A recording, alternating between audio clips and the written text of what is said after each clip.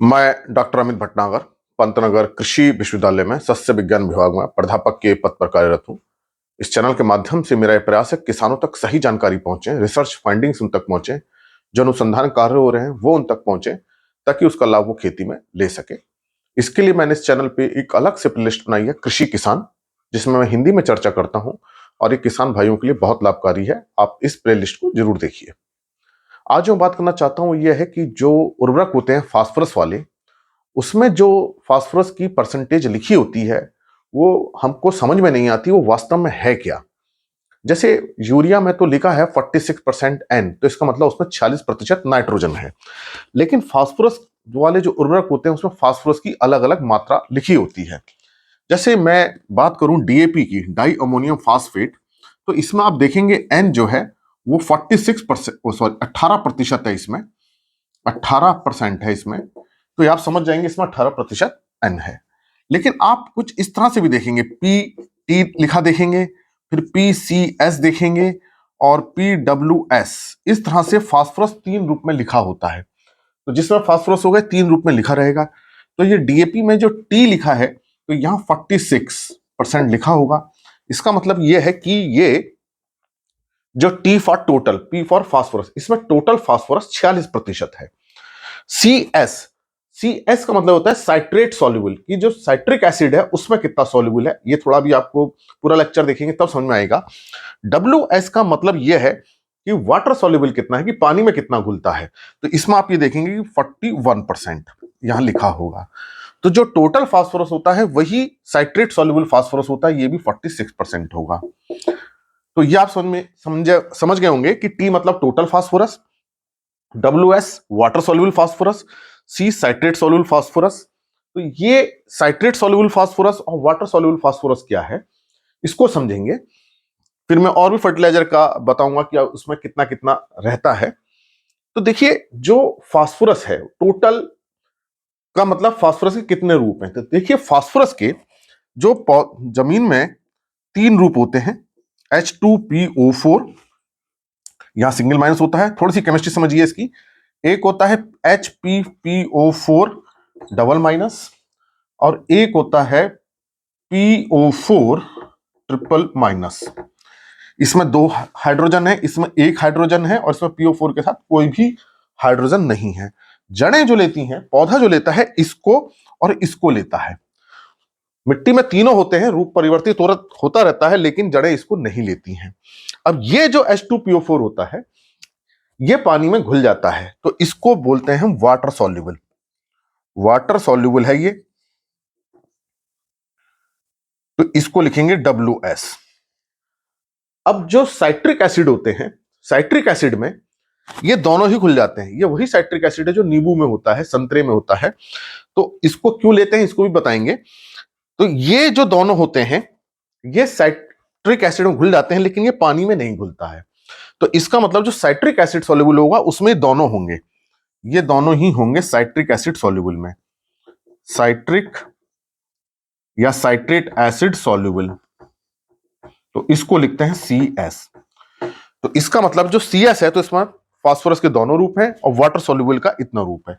इसका मतलब डीएपी में जो फास्फोरस है उसमें 41% तो इस रूप में है, H2PO4 में है, और बाकी जो है 46% जो है इन दोनों रूप में है। तो आप डिफरेंस निकाल सकते हैं। इसका मतलब जो 5% है वो इस रूप में है, 41% इस रूप में है, क्योंकि जो 46% में ये दोनों ही आएंगे। तो ये जो होता है ये पौधों की जड़ें इसको नहीं लेती, ये साइट्रिक एसिड में सॉल्युबल नहीं होता है ये रूप। ये स्ट्रॉन्ग एसिड होगा, सल्फ्यूरिक एसिड हो, नाइट्रिक एसिड हो, उसमें सॉल्युबल होगा। ये केवल वीक एसिड में होता है। साइट्रिक एसिड नेचुरल एसिड है, ये वीक एसिड है, मिट्टी में ही रहते हैं। मिट्टी में बहुत तरह के ऑर्गेनिक एसिड्स प्रोड्यूस होते हैं, जड़ें करती हैं, सूक्ष्मजीव करते हैं, बहुत तरह के ऑर्गेनिक एसिड्स होते हैं, ये वीक एसिड होते हैं, उसके अंदर ये फास्फोरस घुल जाता है। अगर फास्फोरस का ये रूप होगा तो फिर मिट्टी के अंदर जल्दी नहीं घुलेगा, ये दोनों घुल जाते हैं। तो ये जैसे ही हम ये फर्टिलाइजर डालेंगे जो वाटर सॉल्युबल होगा तो तुरंत पानी में घुल जाएगा, जड़ों को मिलने लगेगा। लेकिन जो ये रूप होगा ये समय लेगा, एकदम से नहीं मिलेगा। क्यों? क्योंकि इसको घुलने के लिए एसिड चाहिए। अब ये जो एसिड को निकालते हैं, सूक्ष्मजीव निकालते हैं, बैक्टीरिया निकालते हैं, पौधों की जड़ें निकालती हैं, जो एसिड धीरे धीरे निकलेगा तो ये फिर धीरे धीरे घुलेगा। तो इसका मतलब ये फास्ट अवेलेबल है, वाटर सॉल्युबल है पानी में तुरंत घुल जाएगा, जड़ों को मिल जाएगा। लेकिन ग्याला जो होता है ये धीरे धीरे मिलता है। तो आप समझ गए होंगे कि जो डीएपी में टोटल तो 46% है, जो तेजी से घुलेगा वो 41% है। और साइट्रिक एसिड में तो दोनों ही सॉल्युबल हैं, लेकिन ये वाटर में सॉल्युबल नहीं होता है। तो इन दोनों का डिफरेंस कितना हुआ? 5%। जो इसका मतलब जो 5% है वो धीरे धीरे धीरे घुल करके मिलेगा। तो इसी तरह से अगर आप उसको देखें, एनपीके 12-32-16 जो आता है, एनपीके 12-32-16 जो ग्रेड आता है, इसमें आप देखेंगे नाइट्रोजन तो 12% हो गई। फास्फोरस जो टी देखेंगे वो 32% है, मतलब टोटल फास्फोरस। जो पीसीएस देखेंगे ये भी 32% होगा, क्योंकि भाई एसिड में तो वाटर सॉल्युबल वाला भी घुल जाएगा। लेकिन ये जो है, ये दोनों तो एसिड में घुल जाएंगे, लेकिन ये पानी में नहीं घुलेगा, केवल एसिड में घुलेगा। तो इन दोनों का डिफरेंस हम निकाल लेते हैं।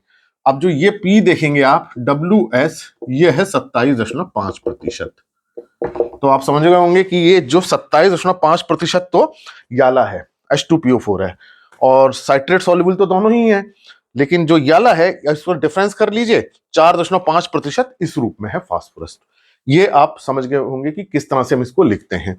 इसी तरह से जो के होगा, जो के लिखा होगा वो भी WS लिखा होगा, और 16% लिखा होगा, मतलब वाटर सॉल्युबल है। इसी तरह से आप कोई दूसरा फर्टिलाइजर देखें, जैसे कि एक और ग्रेड आता है, इसको ले लेते हैं हम 20-20-0-13। 20-20-0-13 एक ग्रेड है। इसमें नाइट्रोजन 20% है, टोटल फास्फोरस 20% है। जो टोटल फास्फोरस है वही टोटल साइट्रेट सॉल्युबल है, तो 20% है। और वाटर सॉल्युबल कितना है? 17% है। और इसमें सल्फर कितना है? 13% है।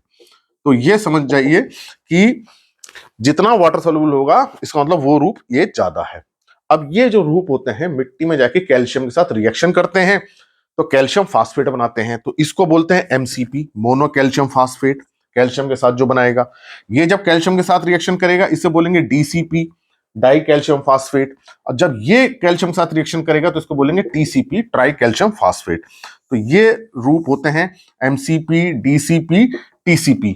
तो जो TCP होता है, ट्राई कैल्शियम फास्फेट, मतलब जो कैल्शियम के साथ रिएक्शन करेगा वो जल्दी पानी में नहीं घुलता। तो याला जो फास्फोरस होता है वो रॉक फास्फेट में होता है। अगर सीधे आप रॉक फास्फेट को खेत में डालेंगे तो जल्दी से नहीं घुलेगा। अगर जमीन अम्लीय है, एसिडिक है, तब ये घुलना शुरू होगा। इसी कारण से हम जो याला TCP खेत में नहीं डालते, क्योंकि हमारे खेत में बहुत स्ट्रॉन्ग एसिड्स नहीं होते हैं, वीक एसिड्स होते हैं। तो जनरली हम वो डालेंगे जिसमें वाटर सॉल्युबल ज्यादा होगा। तो आपकी समझ में आ गया होगा कि फास्फोरस के 3 रूप हैं।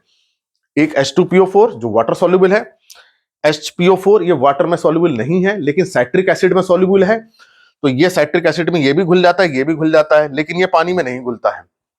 और एक हुआ जो ना तो पानी में घुलता है ना साइट्रिक एसिड में घुलता है, ये केवल स्ट्रॉन्ग एसिड में घुलता है। तो जो हमारे फर्टिलाइजर होते हैं फास्फेटिक, उसमें ये 2 होंगे। तो इसका अंदर जो टोटल फास्फोरस है उसमें CS, देखिए अगर ये CS 20% है, टोटल फास्फोरस भी 20% है, तो इसका मतलब उस फर्टिलाइजर में ये रूप नहीं है, PO4 वाला नहीं है। यही दोनों रूप हैं। अब ये रूप कितना है? ये रूप वाटर सॉल्युबल, तो 17% हो गया। तो ये आपकी बात समझ में आई होगी कि अगर टोटल फास्फोरस साइट्रेट सॉल्युबल के बराबर है, तो इसका मतलब कि उसमें फिर याला रूप नहीं है। तो ये ही 2 फॉर्म पौधों की जड़ें लेती हैं। इसलिए फास्फोरस वाले जितने भी उर्वरक बनाए जाते हैं, कोशिश यही होती है कि ये रूप ज्यादा रहे, MCP वाला रूप ज्यादा रहे, ताकि जड़ें उसको जल्दी से ले लें, पानी में घुल जाए, और ये रूप धीरे धीरे घुलता है। तो आपकी समझ में आ गया होगा कि ये PT क्या है, CS क्या है, WS क्या है। तो फास्फोरस के जितने फर्टिलाइजर्स होते हैं उसमें ये रूप नहीं रखा जाता, क्योंकि ये मिट्टी में जल्दी से नहीं घुलेगा। इसको घुलने के लिए स्ट्रॉन्ग एसिड चाहिए, जो कि मिट्टी में नहीं होते हैं। अगर मृदा बहुत अम्लीय है तब हम रॉक फास्फेट को यूज कर लेते हैं, क्योंकि उसमें ये रूप होता है। तो ये आपको समझ में आ गया होगा कि फास्फोरस का जो हम लिखते हैं उसका क्या मतलब है। इसी तरह के लेक्चर्स को देखने के लिए कृषि किसान प्लेलिस्ट देखिए, और अगर चैनल सब्सक्राइब नहीं किया तो सब्सक्राइब कीजिए। धन्यवाद।